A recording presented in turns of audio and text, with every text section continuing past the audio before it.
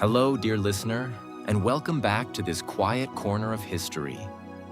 Before we begin our journey tonight, I want to take a moment to find you wherever in the world you happen to be.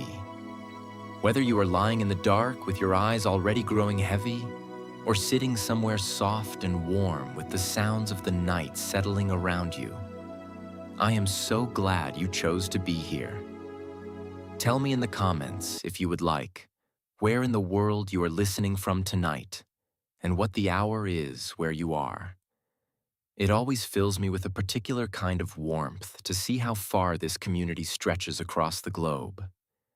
And if this kind of slow, gentle drift through history is something you find comforting, please do consider subscribing so you never miss another journey. But now, let the present world slowly soften and fade. Let your breathing settle. Let your shoulders drop. Because tonight, we are going somewhere that might, at first, seem uncomfortable. We are going to the coldest nights of the medieval world. We are going to lie down, in our minds at least, in the beds of people who lived 8 centuries ago. And we are going to understand how they slept, how they survived the dark, how they found rest in a world without radiators, without electric blankets, without the quiet hum of central heating that we have come to take so entirely for granted that we barely notice it anymore.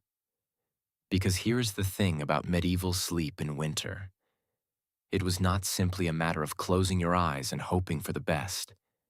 It was a practice, a craft, an art developed over generations of cold nights and hard mornings, shaped by necessity and refined by the very particular human genius for making the unbearable bearable. The people of the medieval world did not have our comforts, but they were not helpless against the cold. They were, in their own quiet way, extraordinarily resourceful. So let us explore this world together, slowly, gently, one layer at a time. Part 1. The World After Dark. To understand how medieval people slept, we must first understand what the night meant to them in a way that is genuinely difficult for us to grasp today. When darkness fell in a medieval village, it fell completely. There was no orange glow on the horizon from distant towns, no streetlights, no screen lights seeping under doors. The moon, when it was present, was the brightest thing in the sky, and the stars were of a clarity and richness that almost no one living in a modern city has ever seen. But when clouds covered the moon and the fire inside the cottage burned low, the darkness that descended was total, absolute. The kind of darkness that has weight to it, the kind that presses gently against the skin. And it was cold within that darkness in a way that we struggle to imagine. The stone walls of medieval buildings, which had absorbed a little of the day's thin winter sun, now released that stored warmth back into the night air. The thatch rooftops allowed the cold to work its slow fingers through. The windows, which in poorer homes were simply holes covered with oiled cloth or wooden shutters rather than glass, were a constant source of draught. The doors, made of rough timber and hung imperfectly, let in thin, whistling fingers of winter air at their edges. This was the world in which medieval people prepared for sleep. Not a world they were fighting against exactly. More a world they were negotiating with. A world they had learned, over many generations, to read and respond to with a practical wisdom that has largely been lost to us now. Imagine, if you will, a village nestled in a low valley somewhere in the English countryside in the year of our Lord 1275. Let us call it Thornbury. It is a Thursday evening in late January. The sun has been gone for 3 hours already. The temperature is well below freezing. And across the village of perhaps 200 souls, the preparation for sleep is underway. Part 2. The Fire. Everything in a medieval winter home organized itself around the fire. Not metaphorically, literally. The physical arrangement of the cottage, the placement of the sleeping area, the direction in which the family arranged themselves at night. All of it orbited the hearth the way planets orbit the sun. In a typical peasant cottage of the 13th century, the hearth was not a fireplace set into a wall with a proper chimney above it. Chimneys, proper ones, were still something of a luxury in this period. In the simpler homes of ordinary people, the fire burned in a low stone or clay structure in the center of the main room, and the smoke from it rose upward and found its own way out through a hole in the thatch or through the inevitable gaps in the roof structure. This meant that the interior of a poor family's cottage was, by our standards, remarkably smoky. The smoke did not hang low enough to choke the inhabitants, because the warmer smoke naturally rose toward the ceiling and rafters. But it was present. It clung to clothing and hair. It blackened the thatch and the beams above. It filled the upper air of the room with a permanent haze. A woman named Margaret lived in a cottage in Thornbury with her husband Thomas and their 4 children. Thomas was a villain, a bound peasant who owed labor to the lord of the manor in exchange for his right to farm a strip of land. Their cottage had a main room where the family lived, cooked, and slept, and an attached byre at the far end where the family's 2 goats lived through the winter. Every evening, as the light faded, it was Margaret's responsibility to manage the fire. Not simply to feed it, but to think about it, to calculate. The wood supply was not unlimited. It had to last them through months of cold. Burn too much too quickly, and February would find them shivering with nothing left. Burn too little, and the night would be genuinely dangerous for the smallest children. Margaret's management of the fire was a form of expertise. She knew by looking at the available wood and by reading the sky roughly how cold the night would be and how much fuel she could afford. She knew how to build the fire so that it burned long and low rather than bright and fast. She knew how to arrange the coals before the family slept so that they would still have live embers in the morning, that crucial bridge between one fire and the next. The smell of that managed fire, of wood smoke and hot ash, and the faint sweetness of herbs that Margaret sometimes threw into the coals to soothe the household toward sleep, was the smell of safety, of survival, of a night made survivable by intelligence and care. Part 3. The bed that was not one bed. The sleeping arrangement in which Margaret and Thomas and their children slept would not be recognizable to us as a bed in any comfortable sense of the word. The sleeping platform was a raised wooden frame filled with straw. The straw had been slept on for weeks and had compacted somewhat and acquired the particular smell of its occupants. Over the straw lay a rough linen sheet, patched and repatched many times. Above that, the family's blankets. Thick wool, heavy and slightly scratchy, but extraordinarily effective at trapping warmth against the body. The key thing, the absolutely essential thing that Margaret understood as instinctively as she understood breathing, was that warmth in this bed was not provided by the bed itself. It was provided by bodies. The family slept together. Not because they lacked privacy or any desire for personal space, but because the combined warmth of 5 human bodies was something no blanket alone could replicate.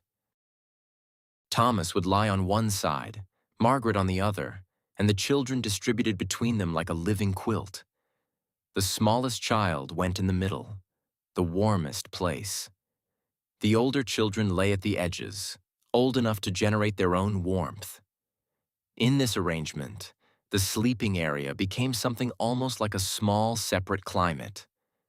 Within the cocoon of bodies and blankets, A temperature could be maintained through a winter night that would otherwise be impossible.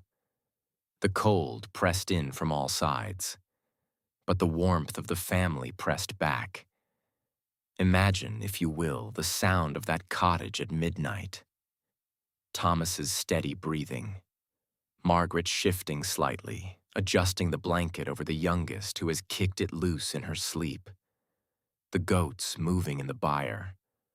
The fire, very low now, making the small sounds that fires make when they are not burning so much as holding themselves together. The wind outside, running along the edge of the thatched roof with a low note that is part howl and part hum. And beneath all of it, the breathing. 5 people asleep together in the warmth they have made between them, through the longest hours of a January night.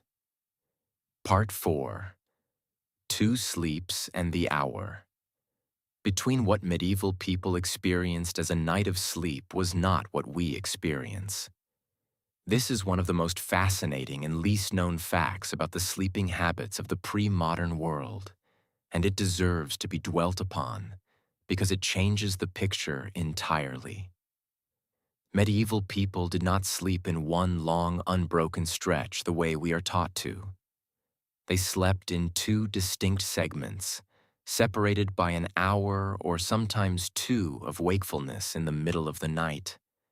These 2 periods of sleep were so well understood and so universal that they had names. The first sleep lasted from shortly after dark until roughly midnight. Then the sleeper would wake, naturally and without alarm, into a period of quiet wakefulness. And then a second sleep would carry them through to dawn. The evidence for this pattern comes from a remarkable variety of sources.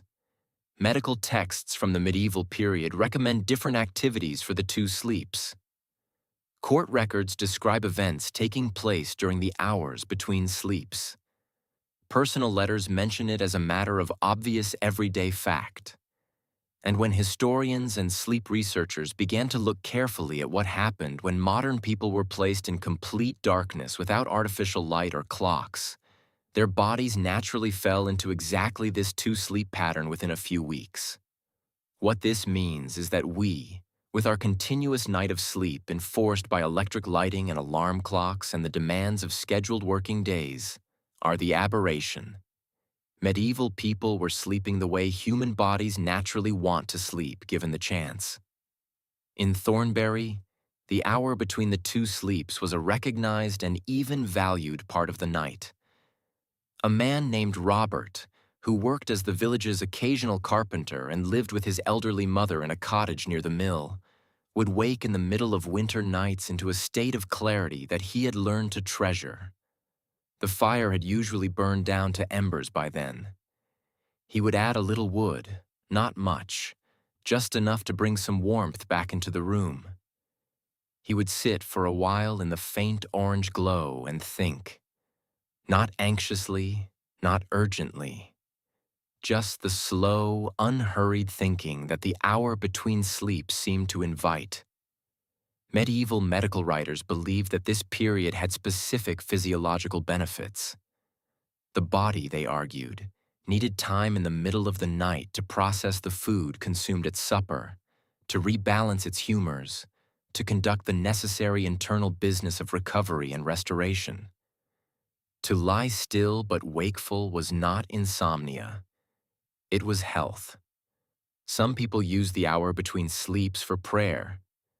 Others used it for small practical tasks. A woman might spin a little wool. A man might mend a piece of harness by firelight. Children, if they woke, would be kept calm and sleepy by the low sound of a parent's voice. And then, naturally and without effort, the second sleep would come. Deeper often than the first. The eyes growing heavy again in the way that felt like a gift rather than an obligation. Part 5. The wealthy and their elaborate darkness. The experience of sleep in a medieval winter was not the same for everyone. While Margaret and Thomas and their children generated warmth through sheer proximity in their one-room cottage, The wealthier households of medieval England had developed an entirely different approach to the cold night, one that was, in some respects, more sophisticated and in others barely more effective. Picture, if you will, the chamber in the manor house of Thornbury, where the lord of the manor, a man named Sir Richard de Ashwood, prepares himself for sleep on the same January night. Sir Richard's chamber is larger than Margaret's entire cottage. It has a proper fireplace set into the wall, with a chimney that draws the smoke upward and out of the room. The walls are hung with tapestries, not for decoration primarily, but for insulation. Those heavy woven cloths create a layer between the person in the room and the cold stone wall behind them, a dead air space that reduces the rate at which the stone draws warmth from the room. The floor is covered in rushes, dried grass and herbs mixed together and spread across the stone flags. They provide a little cushion, a little insulation. The smell of old rushes and wood smoke is simply the smell of indoor winter. Sir Richard's bed is a structure of some complexity and considerable expense. The wooden frame stands perhaps 3 feet off the ground. The height matters. Cold air, being denser than warm air, sinks. The higher you sleep, the further you are from the coldest layer of air that pools along the floor. The mattress on this frame is stuffed with feathers, which compress under the weight of a body and then gently reform around it, providing an embracing warmth that straw never quite manages. Above the bed, a canopy. Heavy fabric stretched across a frame, falling in thick curtains on all 4 sides. When these curtains were drawn at night, Sir Richard effectively slept inside a small, enclosed tent within the larger room. The curtains trapped the warmth generated by his body and held it. They created a pocket of relative warmth inside the larger cold of the room. Sir Richard's manservant, a man named John who had served him for 15 years, prepared the bed each evening before his master retired.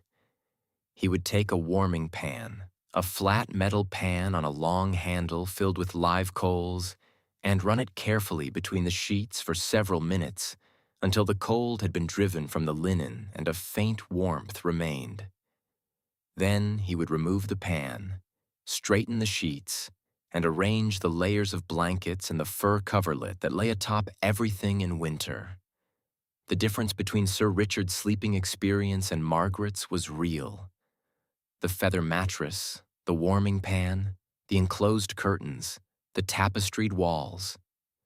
But the cold was the same cold.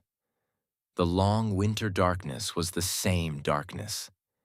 And the deep, recovered sleep of the second sleep felt, probably, the same to both of them. Part 6. What they wore to bed. Medieval people going to bed in winter dressed for the occasion with care. The foundation layer was the linen shift or shirt, worn throughout the day and kept on through the night. Linen has the useful property of being breathable while still providing a layer of insulation next to the skin. It also absorbs moisture, which matters because sleeping bodies generate perspiration, and a layer of trapped moisture against the skin is far colder than dry air. Over the shift came additional layers. Woolen hose kept the legs warm. A woolen cap covered the head. The logic of the nightcap was impeccable. The head loses heat relatively quickly. A simple woolen cap resolved this problem entirely and cost almost nothing. In very cold weather, people slept in their cloaks. The heavy outer cloak, worn during the day over all other clothing, was simply brought to bed as an additional blanket. It lay on top of the other blankets, or was wrapped around the person in a way that sealed the gaps where cold air might otherwise infiltrate. A young woman named Alice worked as a dairymaid for the lord of Thornbury Manor and slept in the servants' hall of the great house in a row of similar young women. Their sleeping arrangements were Spartan but communal. They slept on straw pallets laid directly on the floor, each wrapped in her own blanket, but pressed close enough together that the warmth of one supplemented the warmth of all. Alice went to bed each winter night in her linen shift, her woolen stockings, and her everyday cap, with her cloak spread over her blanket. She tucked the edges of the cloak under herself to seal out the drafts from the floor. She curled on her side, which reduced the surface area of her body exposed to the cold air and allowed her to tuck her hands against her chest where they stayed warmer. This position, the curled side-sleeping position, was so universal among cold-climate sleepers that medieval manuscript illustrations of people sleeping almost always show them in exactly this posture. It was not a matter of personal preference. It was thermal management. Part 7. Animals and the Warmth. They gave. The single most underappreciated aspect of medieval winter sleeping arrangements was the contribution made by animals. In Margaret's cottage, the 2 goats and the attached byre were not merely a source of milk. They were a source of heat. The wall between the living space and the byre was not well insulated. The warmth generated by 2 goats sleeping through the night on the other side of that wall leaked steadily through into the living space, adding perhaps a degree or 2 to the temperature of the room. 1 or 2 degrees does not sound like much. In a situation where the difference between comfortable sleep and genuine danger is itself only a few degrees, it is everything. In poorer households, the arrangement was sometimes even more direct. Chickens, which generate a surprising amount of heat for their size, might roost inside the main room. A dog, which most households kept, slept beside or even against its owners as a matter of course. The relationship between medieval people and their working animals was profoundly different from our relationship with pets today. These were partners in survival, and in the long, cold nights of winter, the warmth they provided was part of the unspoken contract that bound the household together. Imagine, if you will, Margaret's cottage at 2 in the morning. The fire reduced to a faint ember glow. The family breathing slowly in their shared sleeping space. And through the thin wall, audible if you listened carefully, the sound of the goats shifting in the straw of the byre, their warmth passing through the wall like a slow, quiet gift. Part 8. Remedies for the cold night.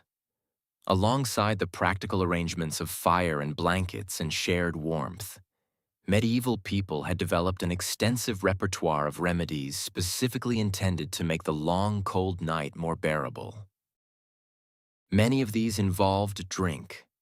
The practice of taking a warm drink before sleep was not merely a comfort. It was widely understood to be medically beneficial. A warm drink raises the core body temperature slightly, and then, as the body works to return to its normal temperature over the following hour, promotes the onset of sleep. Medieval physicians, working from their theories about the 4 humors, arrived at the same practical conclusion that modern sleep researchers have confirmed. The drink most commonly recommended was a posset. A posset was made by heating ale or wine until warm, then curdling it with something acidic and flavoring the result with spices. Honey was sometimes added. The result was a thick, warm drink that tasted like the love child of mulled wine and something considerably stranger. But it was warm, and it worked. In households that could afford them, spices like ginger, cinnamon, and nutmeg were added for their warming properties. Ginger, in particular, was considered almost a medical necessity in winter. For households that could not afford spices, the warm ale alone was the remedy. Robert, the carpenter who valued his hours between the 2 sleeps, had a particular remedy for cold nights that he had inherited from his mother. He kept a flat stone, a piece of sandstone roughly the size of a large book, which he placed in the fire for the last hour before bed. When the stone had heated through, he wrapped it in an old piece of wool cloth and placed it near his feet. The stone held its heat for several hours, radiating a gentle warmth through the night. This practice was so common and so effective that it survived, in various forms, well into the modern era. The hot water bottle that many people still use today is the direct descendant of the heated stone. Part 9. The Morning and What It Meant. Dawn in January came late and slowly. By the time the thin gray light began to work its way through the covered window of Margaret's cottage, the household had usually been awake for some time. The rekindling of the fire was the first act of the day, and it was treated with the seriousness it deserved.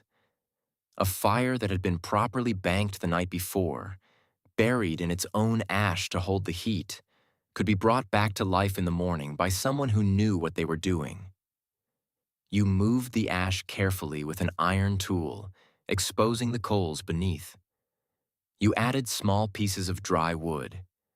You blew gently, steadily, across the exposed coals until the first small flame appeared. And then you nursed that flame, adding wood gradually, building the fire back up through stages from the ember that had survived the night. To fail at this, to find in the morning that the fire had gone entirely cold, was a genuine small disaster. Starting a fire from scratch with flint and steel was time-consuming and difficult. It required dry tinder, which was not always available on a damp winter morning. Margaret was good at banking fires. It was one of the skills she was proud of, one of the competences that the smooth running of her household depended upon. On the mornings when she uncovered the ash and found a good coal still glowing there was a satisfaction to it that is difficult to translate but easy to understand. The cold night had been gotten through. The fire had been kept alive. The morning would be managed. The cold of the morning was, paradoxically, often felt more sharply than the cold of the evening. The body, having been warmed during sleep, emerged from its cocoon of blankets and bodies into air that had not been warmed. The contrast was brutal. Hands that had been tucked against bodies all night were suddenly exposed.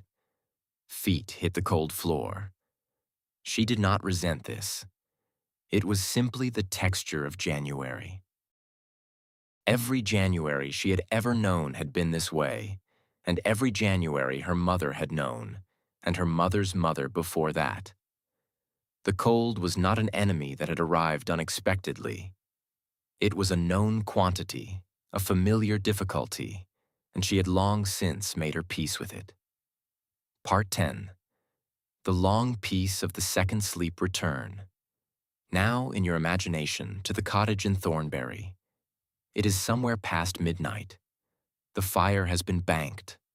The family has been asleep for several hours.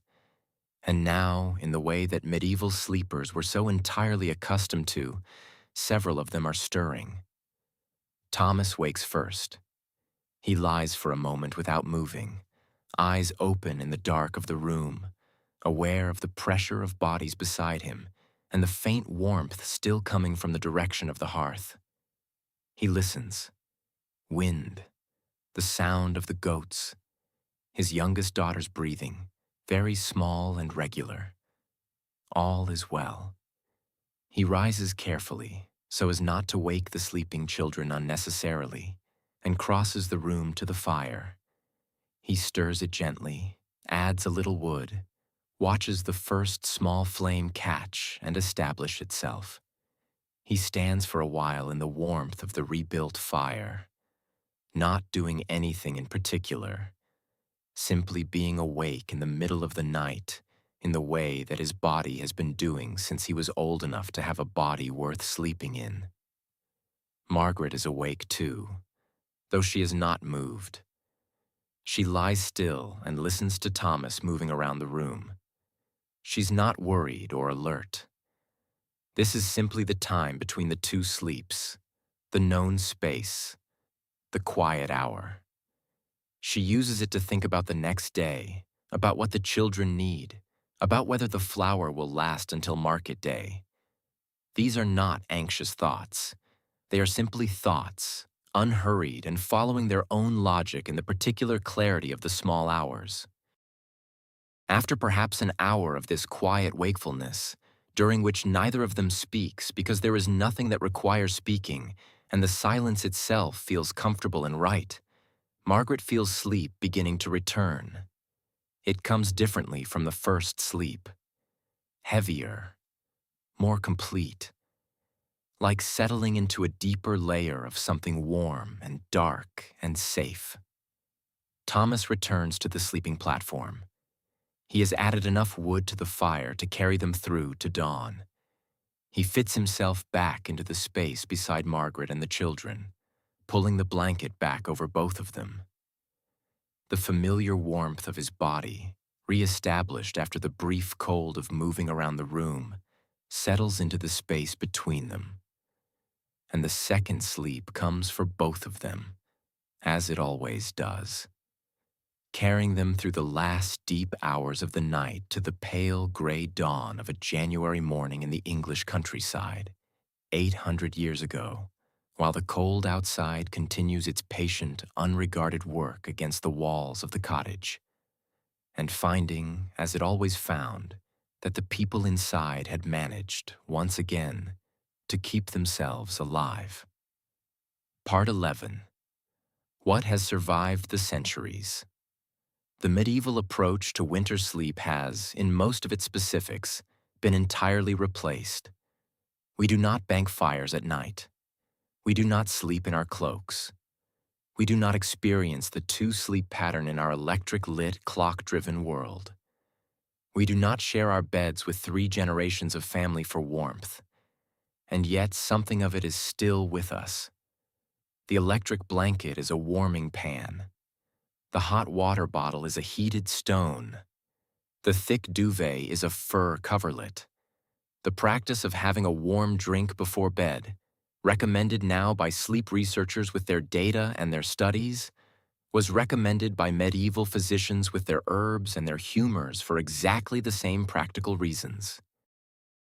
And the deep, instinctive comfort of being warm in a cold night, the particular satisfaction of lying in a well-made bed while the dark and the cold press against the windows, is exactly what Margaret felt 8 centuries ago, and what Sir Richard felt in his curtained enclosure, and what Robert felt returning to his sleeping space after the quiet hour between the 2 sleeps. That comfort has not changed. It is one of the oldest feelings human beings have. The warmth we have made against the cold.